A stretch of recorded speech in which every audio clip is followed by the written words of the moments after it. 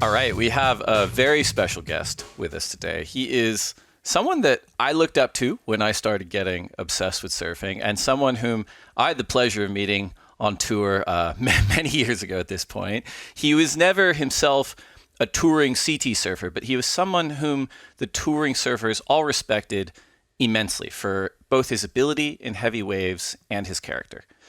At 30, he began transitioning from a professional surfing career into joining arguably the most revered life-saving community on the planet, the North Shore Lifeguards Association. And for the past several years, he's patrolled the North Shore's 7 Mile Miracle alongside the likes of Terry Ahui, Abe Lerner, Roger Erickson, Buffalo and Brian Kailana, Mark Dombrowski, Brendan Shea, Brian Phillips, Rick Williams, Luke Shepardson, Jason Bitzer, Tal Hanneman, and many, many others. He's been the recipient of the Todd Chesser Award, the Eddie Cow Award, and he's even commentated CT events in the past. He is a family man, a big wave charger, a lifesaver, and overall badass. We have North Shore lifeguard and surfing legend Dave Wassel on the lineup today. Dave, thank you so much for coming on. Really appreciate it. What a walk-in for me. Just have my name associated with those people. Thanks, man. That sounds really nice. Appreciate it. I got $10 for you after this. All right. Wonderful. Wonderful. Well, I mean, I wasn't kidding, like you started out, and I know you've done competitive events, but it was kind of like for me as a surfer, late 90s, early 2000s, and you start getting obsessed. You start diving deep down the rabbit hole of the characters and the accomplishments, and your name continuously started coming up in regards to heavy waves, heavy water. And then several years later, I think we met in Hawaii briefly, but really got to hang out when Volcom did its Fiji events, and it was a real treat for me. So this is, I'm really stoked to be talking to you again. I'm stoked that you're on the podcast. Pleasure's all mine. Thank you. So let's start with the present. We talked about for the last several years, you've been a part of the North Shore Lifeguards Association. How did you get started in that? And for the listeners out there, can you give just a little bit of context as to what that is and what that entails in your week in and week out career at the moment? If you're a lifeguard on the North Shore, you're one part of an incredible team that, I will always pump up my partners. They're the glue that holds that community together. When things go wrong, they jump into action and do their best to fix it. We've got a great track record. We're definitely dealing a lot of the time. You see all these critical incidents, like a Joao Chianca, right? Back on tour, right? But just barely. Great job to my partners, but also you got to realize him, Owen Wright. There's so many top CT surfers who have had critical incidents, but they're also at their top physical peak. So their body might be used to dealing with less oxygen, which is where we come in, trying to replace that oxygen and get them packaged up and shipped off to better care. But it's very rewarding at the end of the day to look at the names and faces. The Kailanas, Luke Shepardson, guy won the Eddie. Come on, these are the people that I work with. It's an extreme pleasure, all my pleasure, just to show up and look in the tower and say, all right, today's gonna be a good day. Yeah. Now the selection process for the North Shore Lifeguards Association, I think in the past you've kind of outlined it as like it's essentially the same across the U.S., right? You swim 1,000 meters in 20 minutes, you run 1,000 meters in 20 minutes, you paddle a rescue board 400 yards in 3 minutes, and on and on and on. And I think you've been quoted as saying, look, a lot of people can pass that test, but it's a whole other level on the North Shore, and kind of that Lifeguards Association community and the elder statesmen that you've already talked about. There is a bit of a vetting process to see who's going to be able to make it out there. Can you talk to us a little bit about that? Sure. You definitely have to be accepted by your peers, but don't forget you have to be accepted by the community as well. Right. You're in the public eye 24/7. They know who you are. We're all on a first name basis. So if you don't fit in, it's not going to work. It's physical, it's mental, but it's a great camaraderie. We have a great team of men and women doing the job. Right. We talked a little bit, we'll get to it in the next segment as well, but I'm curious, since we're on the topic right now, you really rose to kind of global fame in the surfing world for pushing the boundaries in some of the most critical waves on the planet. And now that you're a lifeguard and have been one for several years at this point, I'm curious, with all that experience of being a lifeguard, do you look back differently at those years where you were out there really pushing it at places like Pipe and Cloudbreak and Peahi? Or do you just have kind of a different appreciation for it after the last few years working with lifeguards? To be honest, I'm glad to be alive. I am 100% very pleased to be here with you today. I'm a family man, most of all, right? I've wear different hats and done different things in my life. But as I look back and I think about the decades that we did it without flotation devices, prior to Dorian inventing that pull jacket from the Mavericks event, the day after I surfed the event, the next day was still just as big. He basically drowned, and I'm watching from the boat, sitting there going, this is how it ends for a friend of mine. And then on the flight home, he sees the flight attendant, put on the jacket, pull the string. Whoosh, this is how you stay alive. And the light went off, and nobody has passed since the invention of that device in big waves. So that anybody who used them, you gotta have one, right? But so I look back and just think to the great times I had, the great friends I've made, a few memories, which guys like you help me remember. But it's good to be here, plain and simple. Yeah. Would I do it all over again right now? No, not even close. But I'm glad to have made some memories. Kai Lenny, he was on the podcast a few weeks ago, and he was talking about, for him, that elder generation, which included gentlemen like yourself, but he was talking about the advancements in the big wave world. He talked about Shane's buoyancy vest, and he talked about how between those advancements and kind of the rise of the information age and social media and the attention that's on big wave surfing, it's kind of cut both ways. On the one hand, it makes it a lot safer for the people who dedicate themselves to pursuing big waves. On the other hand, it's sort of opened the door and almost created a false sense of security, not only for them to a degree, but for probably a bigger part of the community that in the past wouldn't have made it to that level because there had to be a level of physical fitness, a level of ocean understanding just to be comfortable out there. Does that come up for you? I'd imagine it would, sort of in your role these days. Put it this way, with the invention of that flotation device, I only lasted a few years because it got way too crowded. I'm not gonna. There's some great surfers out there. There's some people who take it extremely serious, who can perform without it, but it just opened up this Pandora's box. Basically, we'd go out surfing at these waves, and there'd be just who you called in the morning or the night before, 5 people out, and as soon as that jacket came about, the next time I surfed Peahi, Jaws, there were 60 people out. Now, right. 60 people out with 10-foot boards, that's 600 feet of surfboard in your way. So it got very dangerous. I'm just glad I was there when it wasn't so crowded. But then again, there weren't the cameras, right? So everything kind of came into place. Big wave surfing was, when I was a kid, was what it was all about. When it would come on the movies and whatnot, that you just scream and yell for guys like the Bull, right? Greg Long. He's great too, but Greg Knoll, right? Yeah. yes. So and they put themselves in these just horrific situations, but pop back up. Jose Angel. Doing backflips off 20-foot Waimea waves, going, hey, you're not going to die. Look, you can survive anything. But it was that mindset that they had. But these are people who would dive 100 feet just to go get dinner, right? And I think that the whole term Waterman has kind of been watered down. There's a few out there, but there's not as many as people like to think. Right. That's a great point. You're talking to us right from Hawaii today, and we talk about the North Shore season. It's typically late September, October, November through early March. You can get kind of swells that are outliers on either side of that. But during the summer, when you were younger, when you were a professional surfer, the North Shore goes virtually flat.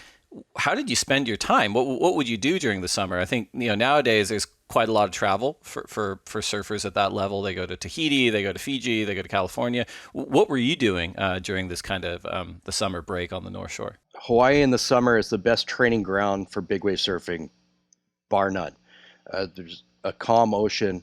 We get some pretty big tides and currents, so you just go spearfishing.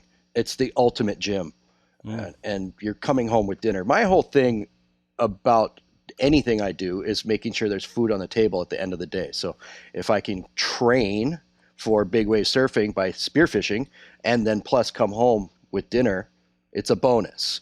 I can't see myself going to a gym and taking a bunch of heavy things and moving it from here to there, because it doesn't bring me dinner. It doesn't, you get the physical aspect, but there's nothing in the tummy afterwards. You gotta feed that machine. So for me, it was always a point of, looking beyond just me and making sure that my family and friends were taken care of as well. Was that feeling and desire to literally bring home dinner, is that something that's always been with you, or spearfishing, hunting, is that something you came to later in life? Oh yeah, and no, it's always been with me, but it became more of a realization once I had a child. I got married and had a kid, and if you look back, my years when I first became a father, and same with a lot of people. Look at Jack Robinson, just becoming a dad and then just smoking the tour. I mean, he's killing it in the Olympics right now. People seem to kick up another level. John won his first event as a father. I'm not saying I'm that guy, no, excuse me, but I just realized that if I'm going to go to these places like Jaws, like Mavericks, you got to perform. You got to catch that wave. You can go to any big wave event around the world, but if you don't catch the wave, you're not first, you're last. Right. I'm glad you talked about that. Like, I've got 10-year-old twins, and my own level, of course. Like, but it's hugely galvanizing in a way of like, oh my God, because I think as surfers, we're very fortunate. It can often be a pretty selfish kind of lifestyle where it's like, it's about me. I'm going to travel here. I'm going to get those waves, etc. And having a child and having really any kind of relationship is like, it's so galvanizing for me. Like, you have to grow up, right? And so like you're even if you're surfing, even if you're having fun, it's like you have to make the most of that time, because that's time away from your family, or you have to provide for your kid. And I think those references you made about Jack and John are dead on. Yeah, just look at the best, right? It's easy to see. The proof is in the pudding with those guys, for sure. Kai Lenny, he's got twins, and I mean, kids upon kids coming up. He's not slowing down anytime soon, right? And that's what it becomes. It shifts from the check me out to making sure that you're still bringing home the bacon at the end of the day. So not just an ego-driven thing anymore. Yeah. So great. Yeah. Not just being selfish, but thinking about the big picture. I love it. I love to see it. I welcome everybody to the team. The dad gang. We talked about early on, you were kind of a hero to most people's surfing heroes in a way. And we're going to get into it in this next segment about your background, where you came from. But to me, as a fan of surfing, an obsessive fan of surfing, you really strike me as someone who, those tall tales and the Paul Bunyan stuff is your lived reality. And before we go to this next break, I do want to share a personal story. This was, when we were on Fiji, I believe the year was 2012. This is what we kind of called the Code Green Swell, right? We had the Code Red Swell in Tahiti earlier in the year prior. And it was one of those things where, all right, it's too big to run the events. This is the Code Red Swell. And then the Code Green Swell at Tavarua that year, the CT was on, Cloudbreak got huge, and we decided to keep running the broadcast because we said, okay, we ran some heats in the morning. I think Adam Melling, B. Durbridge sort of survived some things. Then we went on hold forever. And you were there working with Volcom. You were there commentating the event and sort of the spiritual leader for a lot of us on the island. And I remember being on the boat, and I remember, when they called the event off, the broadcast is running. The swell's huge. I won't even deign to put a size on it. That's for experts like yourself. But I remember you're on the boat and you're sitting there kind of watching it and watching people get waves. And then you're like, well, better head out there, and you hop over the boat, you paddle into the lineup, you're waving to people, you paddle out to the spot. And then immediately you get kind of the bomb of the day. It was sort of the bomb of the year. Get barreled all the way across the reef, paddle back to the boat, crack a beer and go, Well, I'm not going to get a better wave than that. And all of that happened in the span of about 5 minutes. And I think most of us on the boat, Kelly Slater included, were like jaw to the ground at how you're able to do that. Am I remembering that correctly? And what was your experience on the day? My experience from the day was the best surfers in the world showed me what to do. I was there like yourself, and we watched attentively. By the way, whose idea was to keep the broadcast running? That person deserves a raise. Because, I mean, it's weird to think that that was more than a decade ago, but people are still talking about it because it's still relevant, right? Everybody will always remember Cloudbreak and Tavarua as that Volcom event, just bar none. Sorry to whoever's going to sponsor it this year, but there will always be references to that day and that swell. And I think that I'm just fortunate to have seen the best in the world show up and perform the way they did. And yes, okay, John Florence borrowed one of Poncho Sullivan's board, did a great job. I saw the Hobgoods perform amazingly. These are CT surfers at that level. Sure, yeah. McFanning, of course. Big shout out to Rayoni Montero from Brazil. Okay, the reason that event got stopped, the CT level stopped, was Rayoni got this crazy wave as the swell was just building, and he tried to doggy door out onto bone dry reef way on the inside. And he's just thinking in his head, like, oh, I need a score. Right. Yeah. So I need to make this, where anybody else in their right mind probably would have dove off and tried to shoot through the back. He tried to doggy door it, and he blew out his knee, and he was off the tour because of that. I went and talked to him at lunch, and I gave him a big hug, tell him how proud I was of him to just dig deep, because that was a horrifying situation that he put himself into. But with that competitive mindset, right? We're in the Olympics right now, and we're thinking about all these guys are going for is gold. That's very different from a free surfer's point of view. And so it was amazing to see him make that decision. It didn't work out very well for him, but he came back. He's still ripping to this day. Rayoni, you're the man. But, you know, and then the free surfers came in, right? Mm-hmm. And everybody showed up and everybody did their job, which was to inspire the world. And I just happened to be at the right place at the right time, being one of those people who was inspired and caught a wave. It was incredible. We are going to take a quick break to get a word in from our sponsors. And when we come back, we're going to dive deep into just where Dave Wassel came from. Don't go anywhere. Welcome back to the lineup. I'm Dave Prodan here with one and only Dave Wassel. Yeah, Dave, before the break, we're talking about, you know, the tall tale and Paul Bunyan kind of mythology around people like yourself who've accomplished these amazing things in surfing. But where did you come from? Where did mom and dad come from, born and raised? What was the family situation like for you when you were younger? And how did you get introduced to surfing? Mom is from Chicago originally. Dad is from Pennsylvania. They met on the West Coast at college on a blind date. Dad got an opportunity to come to Hawaii to sell some used cars, and he jumped on it. We've never left. That was in the 60s. My sister and I came out in the 70s. And it's a great place to call home. But because of that move, we were separated from the external family, right? And it was just us. And growing up in Hawaii, everybody's got just crazy amounts of aunties and uncles and brothers and sisters and cousins. And I always wanted that. So I think that's where the spearfishing, barbecuing, getting the group together kind of thing really stuck home for me. And I've always been a part of that. Just doing my best. I remember just living it off the wall on the beach, and the barbecue was always on. And you name it, people would come by. We could go party down the street at the Volcom house back then, which is a bit louder than the other houses, let's say that. But you could come home to a nice quiet meal at my place, and it was the best times ever. Coming from the mainland and coming into a community like that I think for a lot of us that have had the good fortune of being able to be there and being able to go there for years, it's one of those communities that I've always found that if you give respect, you are respected. But there are people who have struggled like coming over there. Was fitting in something for you, again, coming from the mainland, was it something that was comfortable for you, or is it something you had to work at? Oh, you know, day one of school, you know, preschool, whatever, it's the same anywhere. You got to fit in, and it's just kicked up another level here in Hawaii because it's a smaller community. That's all. You can't be a turkey and because people are just going to find out, you're going to expose yourself. Same with being a lifeguard on the North Shore. You can't fake it. The North Shore waves are going to show who you really are. So that's all. The main thing I would like to say is that I became who I was because of the people I hung out with. It has nothing to do with me. It's just good company.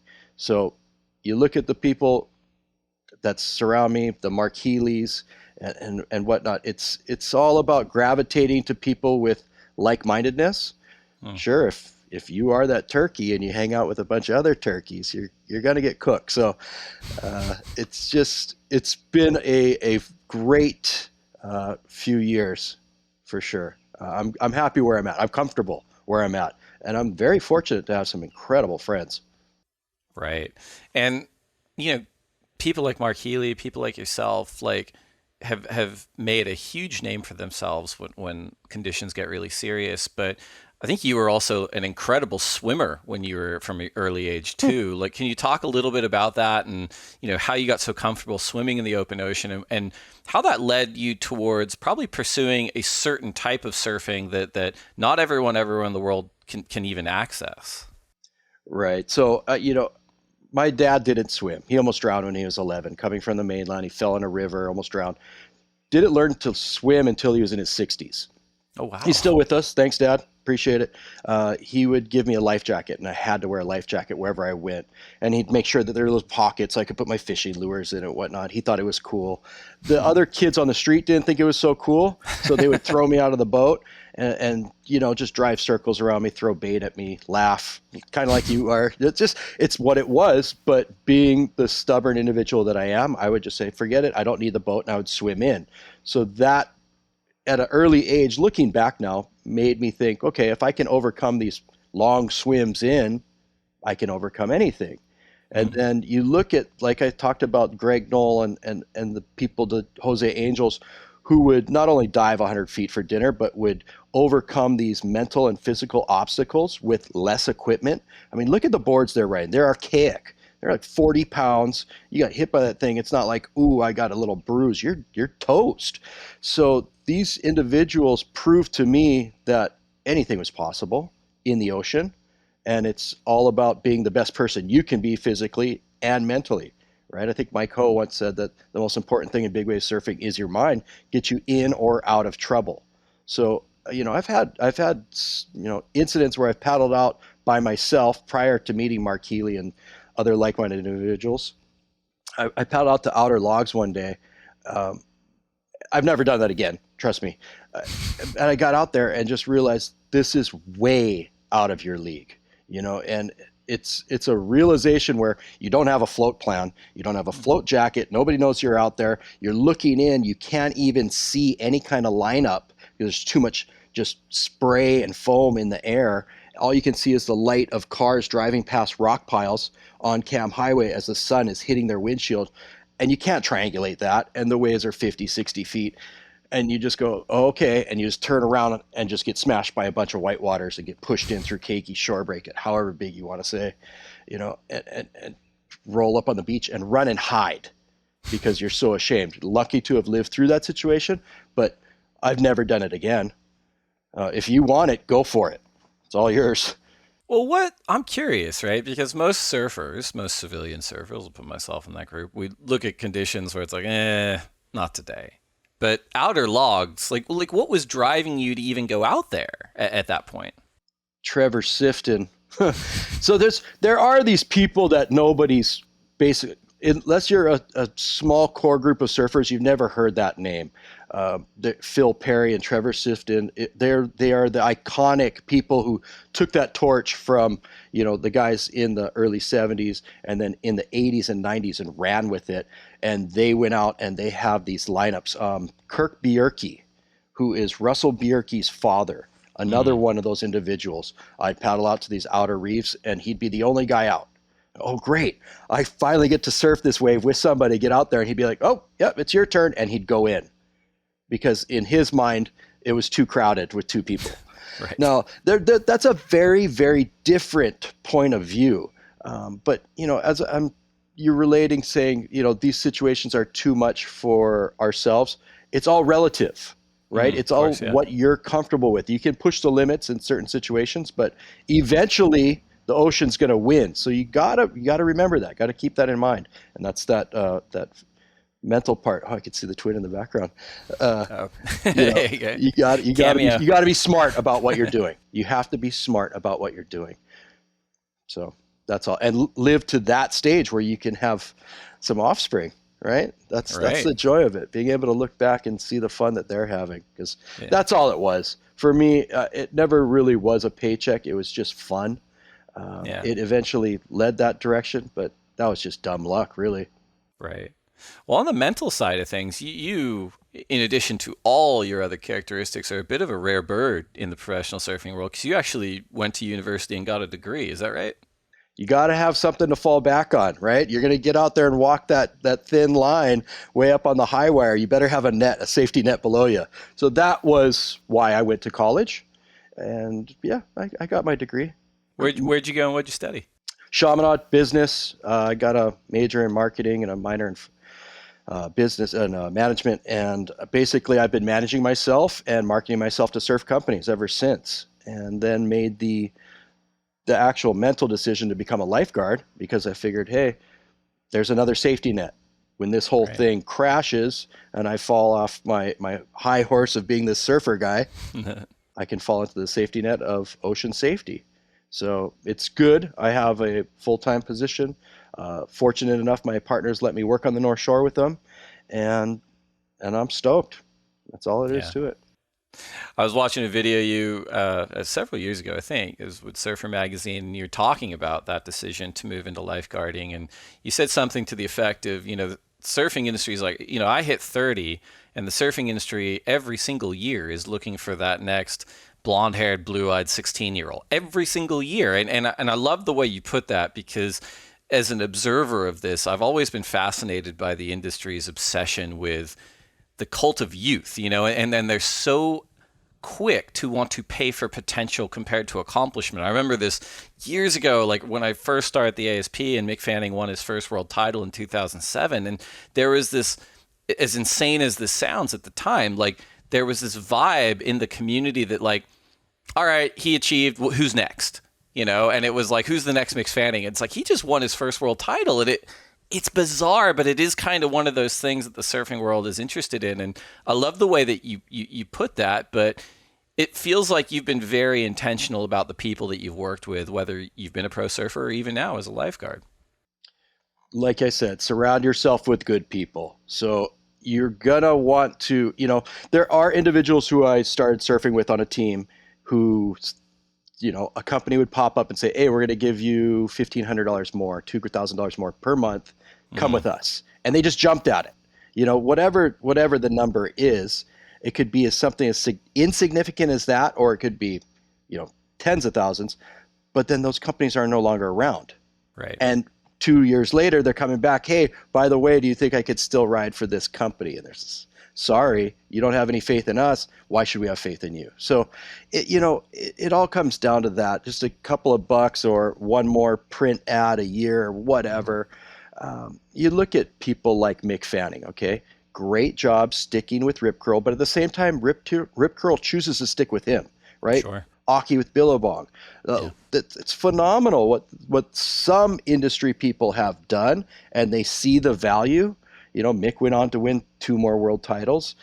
I think he's doing okay. New father. He's doing all right. Right? Yeah. He's recreating himself as well. I mean, he's keeping that vibe rolling. And it's just being smart, surrounding yourself with good people, making the right choice. Whether it is to take off on a 50 to 60 foot closeout at Jaws just because, hey, I might get the wipeout of the year.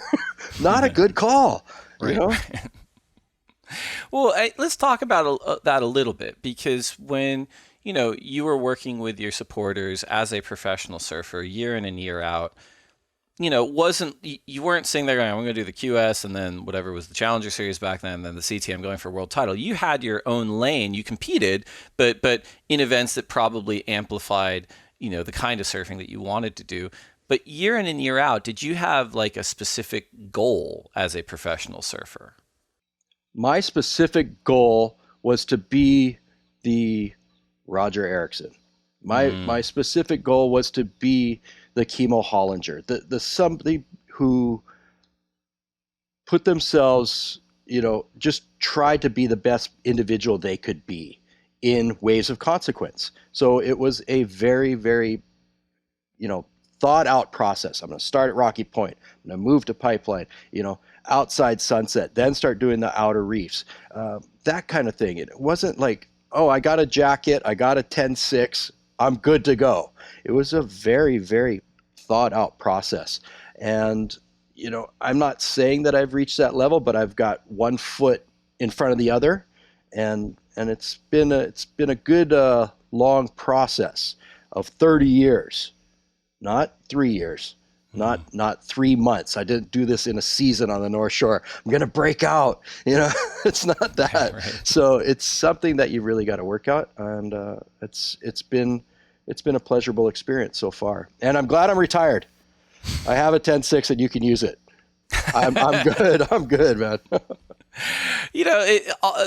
People like, Roger Erickson, Chemo Hollinger, yourself, Mark Healy, the list goes on. But again, as someone who's obsessed with surfing and a fan, they're all people to me that they're people who let their actions do the talking for them. And, whatever you want to call it, like, manliness is kind of a loaded term. But for people that subscribe to that and elevate that, the character of the strong silent type is something that you don't see that much anymore anywhere, inside or out of surfing. There's a lot of kind of, squawking and social media and grievancing, etc. And it feels like you followed these people in a way because they were people of action and less people of talking, in a way.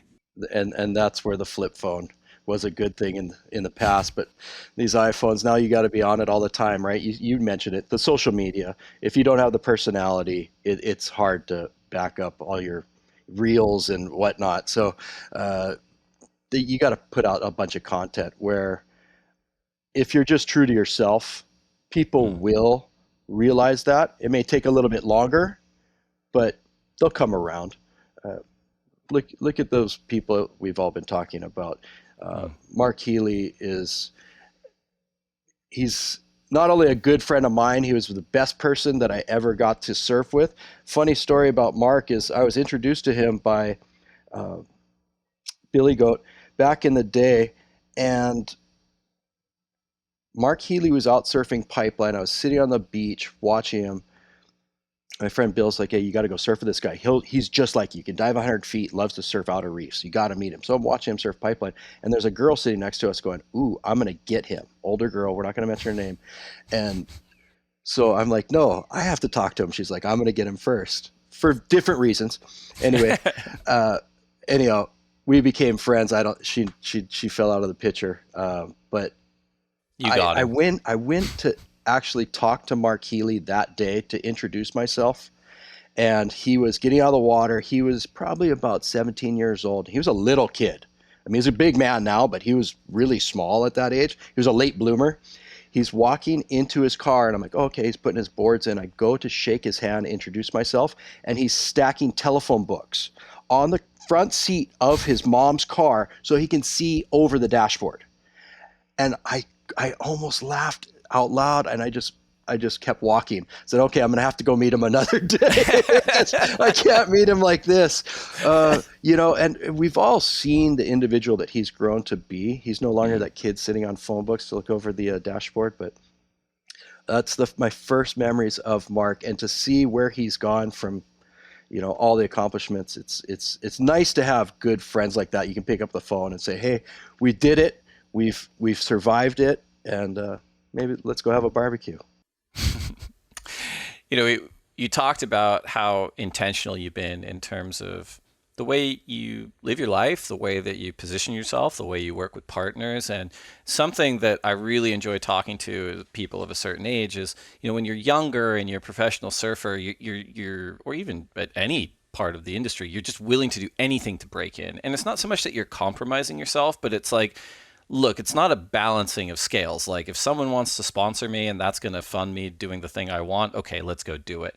And as people achieve and mature and evolve and kind of grow into themselves, they start being a lot more thoughtful about who they want to partner with, and a lot more thoughtful about who they want to work with. And this is an episode brought to everybody by YETI, and one of the sort of through lines with every kind of person we talk to that is a YETI ambassador is they all say the same thing. They're like, oh, I was using the products before I started working with them, or like if I didn't work with them, I would still use the products. And I think, Stab High happened a couple weeks ago. I was watching it and they had Dane Reynolds. I was commentating it and he's like, my YETI mug's my favorite thing. They don't even pay me. This is like the best thing ever, and it is one of those brands that their dedication to equipment is their brand, and for people like yourself, I'd imagine it's an awesome fit for you because it's not just the way you surf, but the way you live your life, hunting, fishing, etc. Can you talk to us about when you first started working with them and what kind of products you use in your day-to-day? I still have the very, very first YETI cooler I ever bought 20 years ago. If I showed you a picture of it, it looks different because they don't make that color anymore. It's like a two-tone brown and white, but it's still there, and that's it, right? Everything's all about the long game, right? You still want to be there in the end. So the products that they produce, they speak for themselves. I got fortunate enough. I actually tried to approach them for hunting and fishing. And they said, we've actually kind of got that market filled up. So no offense, but it's kind of filled up. But, we'll throw you a couple of things. Here you go. And I said, well, what about surfing? Can we get into the surfing market? And that was where that marketing management background came into play. I said, well, what do you mean by that? I said, well, let's start by getting it in the surfer's hands. At the time I was working with Volcom, we're doing the Volcom Fiji Pro. So let's get some of this stuff on set. Let's get it in the background. That way your product will have national recognition. We do an hour-and-a-half special on NBC, or excuse me, I don't know if I'm supposed to say that, but we'll get it out there. And my friend Joe, who's still there running the thing now, said, yeah, that's a great idea, Dave. And the next thing I know, there was a UPS truck of equipment showing up at my house. And plastered it all over the house. Everybody was stoked. Everybody went home with a mug. And I said, okay, where are we going next? So it's been a great working relationship with them. They now work with the, World Championship Tour. If you get a 10, you get a YETI, And the beauty of that is they don't actually come out with like a giant cooler. They give you a little piece of paper that says when you get home, we'll just mail it to you. But, I can't imagine dragging it back from Fiji, but it'd be a good place to have one. I'll tell you that. There's enough fish over there. But they're just smart people with a good product. And you look at people who represent them, your Steph Gilmores, your Healy's, your Dorians, John. They focus on quality, not quantity. So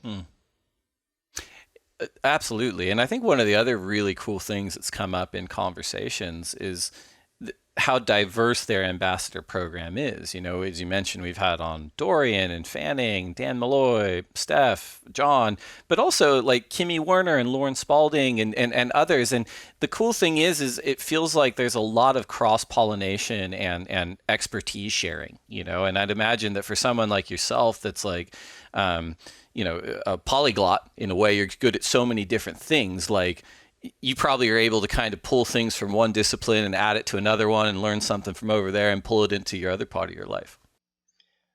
They've got a really smart marketing plan, sticking with the best of the best.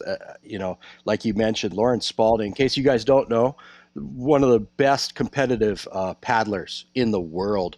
I was listening to a podcast she did on YETI, where she was talking about paddling with this guy, JT Van Zandt, and they did some ridiculous paddle, hundreds of miles up some river in a race. And she's talking about how she's crunched over and paddling, and where her stomach is meeting her waist, she's got blisters and it's bleeding. And she's thinking to herself, yes, this is what I need to trigger my mind into going harder and faster. Love you, Lauren. Great individual. But that's just a different mindset. The Jimmy Chins climbing, free climbing, these different, things that Mother Nature has put out there. They're just a different level of individual. Steph Gilmore with all her world titles. Congratulations, Steph, once again. Is it 8? That's insane. That's insane. But it's just that level of commitment to your craft. I've never been a master of one. I just dabble in a whole bunch of them, but I'm lucky to look and get inspiration just like you from all these other individuals. That's very cool. You mentioned that original YETI cooler that you've had for a couple decades now, but what's your day to day? What are you using? The Rambler, the coffee cup? What's the go-to? Coffee cup, just like you. You can't get past that, man. The beauty of that, at the end of the day, it doubles for an adult beverage as well. That's right. That is right. It doesn't need to be the end of the day. Just be whenever you like. We're going to take another quick break to get a word in from our sponsors. When we come back, we will wrap it up, answer listener questions, and you will learn more about Dave Wassel. We'll be right back. All right, we're back. This is the Lineup Podcast. I'm Dave Prodan here with Dave Wassel. Dave, this episode, when it airs, is going to come out just a few days before the start of the final event of the regular CT season, the Corona Fiji Pro presented by Bonsoy.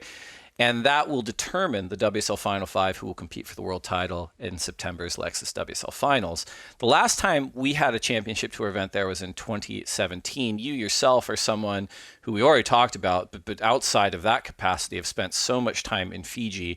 For listeners out there that maybe have not experienced Tavarua or haven't experienced that part of the world, how would you describe it? And then how would you describe having a championship tour event at those venues?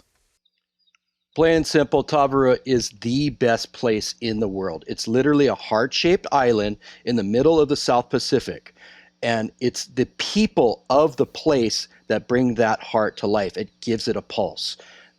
I've worked there as a boatman several times, and you have great people come in, but once in a while you'll have somebody who's not so great. The place will change them. It's that good. You can't beat it. And it does have pumping surf. That's just the bonus. Absolutely. And there's a number of world-class waves around those islands of Tavarua and Namotu. The primary waves that are the venues for the event, Cloudbreak and restaurants, both left-handers, both world-class, different animals. So describe those and describe the differences for people out there. One's a deep water, giant, scary barreling wave. That's Cloudbreak. And the consequences are probably getting held under way too long. Whereas when the interval shortens up, generally after a big swell, it starts to wrap around into restaurants, which is right on the island, and where Cloudbreak's 2 miles away. The dangers there would be the shallow reef. I mean, it's horrifyingly shallow. You will watch in the event, if they do run at restaurants, rocks sticking up mid-face. It's that shallow. And the water is so crystal clear, it looks like cellophane. So I don't know how people do it. I surfed the place and you're just staring directly at dry reef. You just got to look up at that lip line going, okay, that's the fun part. That's the bad part. Stay up here. But you watch it. It will allure you into a false sense of security. Wipeouts there are very, very severe, even on a head high wave. So, but I don't think the people on the championship tour think about falling. They're not like us.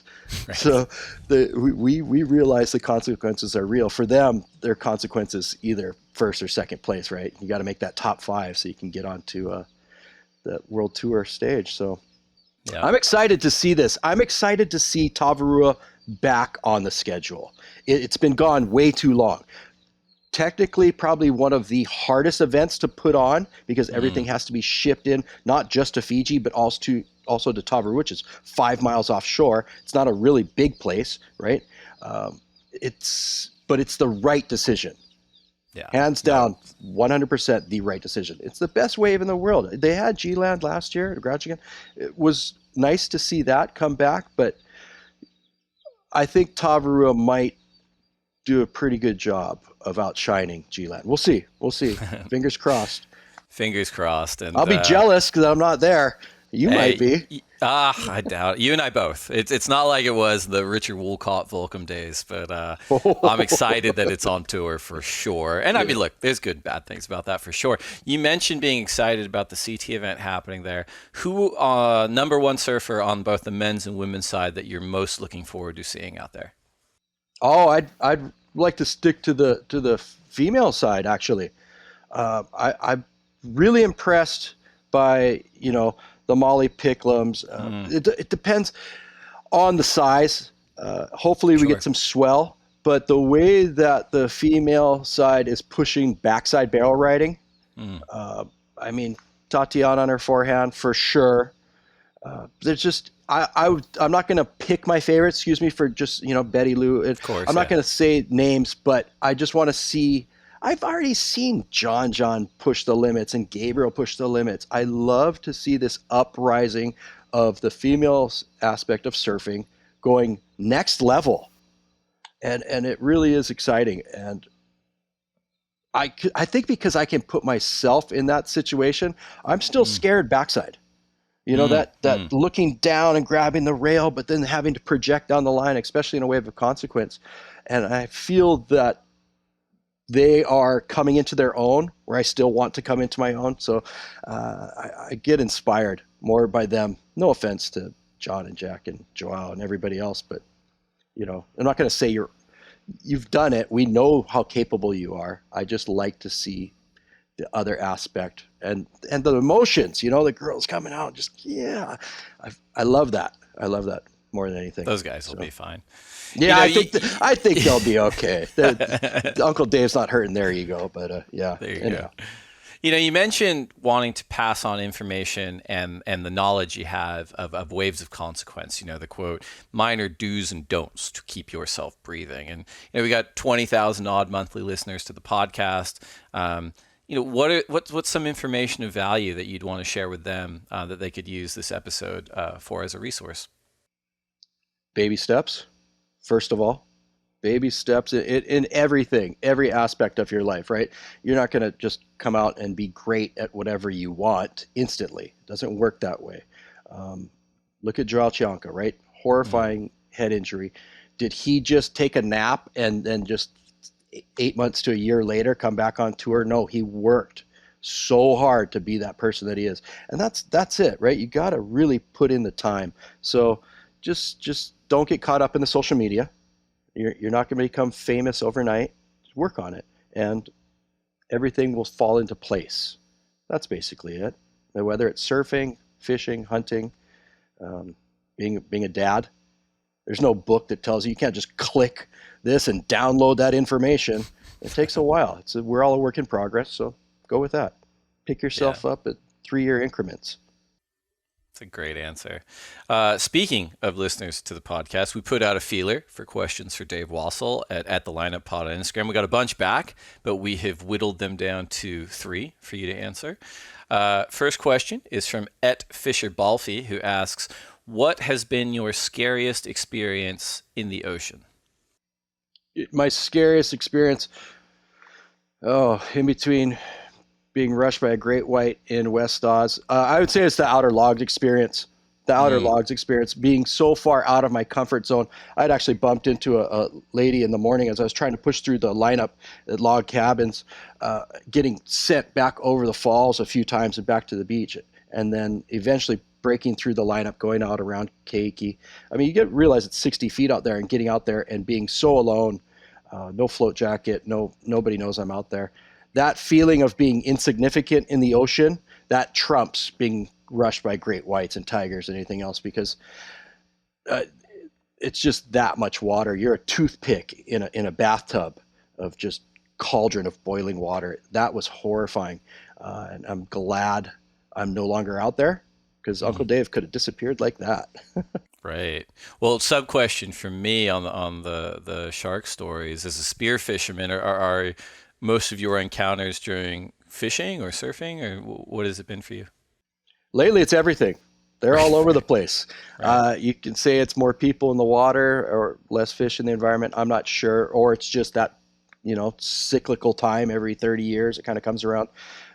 They're out there. everybody knows what's been going on. So, Yeah. I'm glad that, yeah, I'm just gonna leave it at that. It's real. We're just visitors in their ocean. So let's put it that way. Yeah. Next question is from Et Mimmiag Nivalda. I definitely butchered that. What's the biggest challenge you face as a lifeguard? Being able to perform your day-to-days on a day-to-day basis. You know, it's not a one-man thing. Nobody's Eddie Aikau. They're not this, iconic hero running the whole show. You surround yourself with good people. You have amazing partners, and together, right? You can't just do it like this. You need everybody to come together as a team and get a hold on things. So that's very, very important. Surround yourself with good people, good teams, and do the right thing at the right time. Uh, I think the best thing for being a lifeguard on the North Shore is making sure you get wet every day, right? If you're going to be in the Olympics, you're going to be training on your apparatus and whatnot. You're a surfer, you're out surfing every single day. If you're a lifeguard, you're getting wet, right? So that's it. Luckily for me, I enjoy getting wet, and my partners do too. Last question is from Et Too Cool for Megan, who asks, what's the best piece of advice you've ever been given? Shut up. Close your mouth. Shutting up is free, right? My best piece of advice was given to me when I first came as a lifeguard. And older Hawaiian gentleman, his name's Tom Jenny, known around the community. Anyhow, he said, Dave, just watch the water. That's all you got to do. It's just break it down. So in our situation where you are a surfer or a lifeguard or a fisherman or spearfisher, whatever, that aspect, like yourself, okay, we're working class individuals. We only have so much time to go surf. Well, get up to the beach. You've heard it before. Just watch it. Look at it. See where the rip is. See where that little wave is. See where it's less crowded, and maximize your fun. Right? We've only got so much time in that day to go maximize it. I was commentating a contest at Lowers one year, and I looked through the lineup. There's waves all over, and I looked up the beach, and way up there, waves were a little bit bigger, a little bit better, and way less crowded. That's where I surfed. Yeah, we had a free surf session at Lowers if you wanted, but you can have that. I went and surfed by a few other people up there. I don't know what it's called, but it was great. So that's it. Just watch the water. And that really relates into just being aware of your surroundings. I think that's great advice. And it's a lot like, a long way of saying, like, just be present, and I bring that up because my little guy is getting into surfing now. And, he was surf camp last week, and he can longboards, he can catch waves. He's super stoked. And, he goes to surf camp and he comes home and he's like, I've got some homework. And I'm like, what's the homework? He's like, I have to watch a surf video. And I go, that's great homework. And I said, well, what do you want to watch? He's like, I want to watch Dane Reynolds. And I'm like, okay. I said, that's great.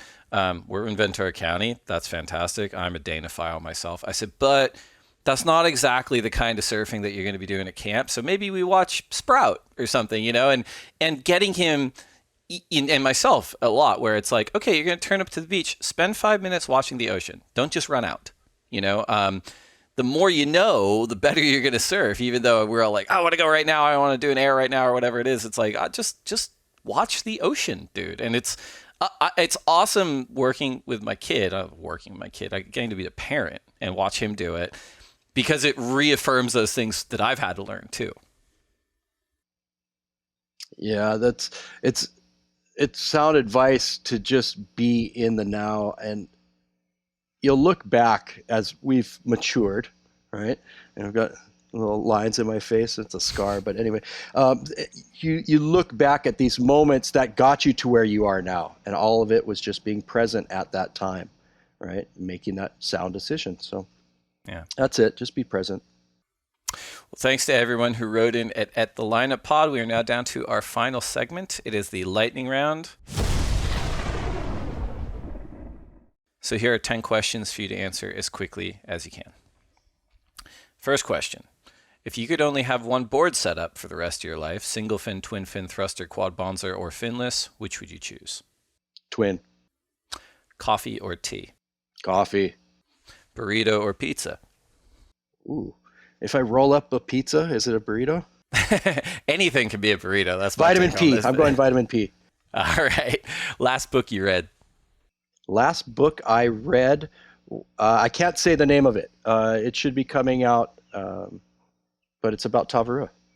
Oh, amazing. Best surf film ever? Ooh.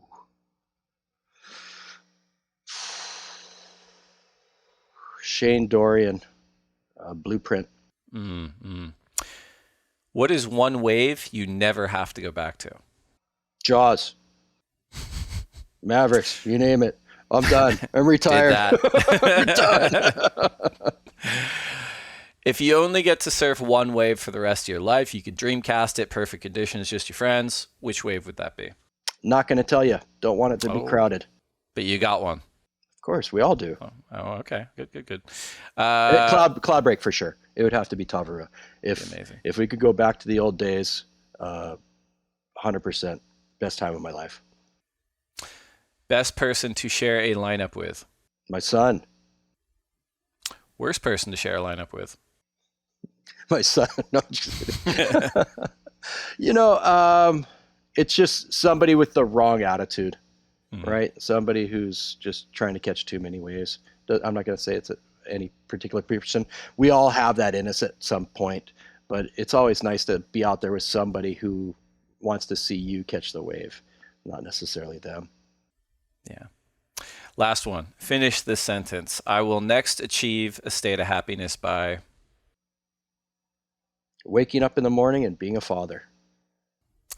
Dave Wassel, thank you so much for coming on the podcast. Thank you so much for inspiring me well before we even met. And thank you so much for being so kind to me when we did finally meet. And a huge thanks to you and the rest of the North Shore Lifeguards Association for the work you do year in and year out. It is truly incredible. And yeah, man, I hope we get to catch up in person soon. Sounds good. I'll buy you lunch. Sounds Thanks, great. YETI. Thanks, Dave. Appreciate it, man.